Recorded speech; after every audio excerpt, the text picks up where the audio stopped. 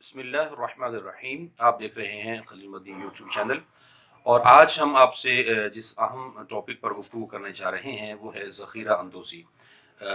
یاد رکھیے گا، ذخیرہ اندوزی دین اسلام میں، ہمارے پیارے مذہب اسلام میں بہت ہی ناپسندیدہ عمل ہے۔ نبی علیہ الصلوۃ والسلام نے اس کو بہت زیادہ جو ہے ناپسند فرمایا ہے۔ آقا علیہ الصلوۃ والسلام نے ارشاد فرمایا، ذخیرہ اندوز ملعون ہے۔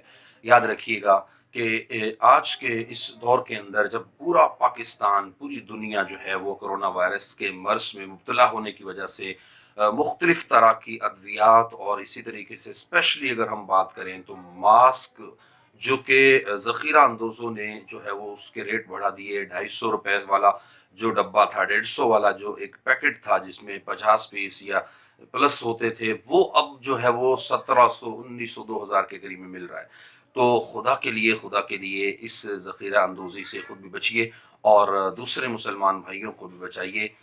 صحابی رسول حضرت عثمان رضی اللہ تعالی عنہ کی بارگاہ میں تاجر آئے اور کہا کہ پتہ چلا ہے کہ آپ کا 1000 اونٹوں کا لدا ہوا قافلہ گندم اور بہت سارا مال پہنچ رہا ہے۔ مسلمانوں کو اس وقت اس چیز کی بہت ضرورت تھی، قلت تھی۔ تو آقا دو عالم صلی اللہ علیہ وسلم کے صحابی کو جب پتہ چلا کہ اب اس وقت مسلمانوں کی اس چیز کی ضرورت ہے، تو آپ نے ان تاجروں کو مال بیچا نہیں، بلکہ وہ پورا کا پورا 1000 اونٹ اللہ کی راہ میں صدقہ کر دیے۔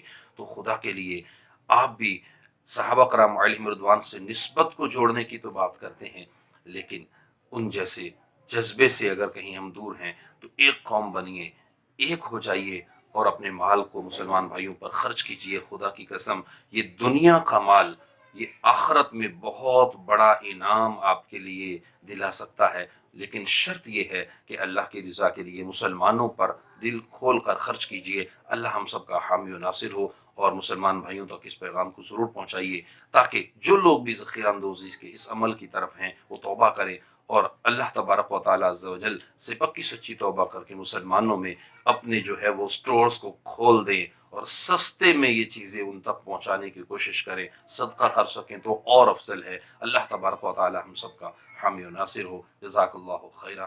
السلام علیکم۔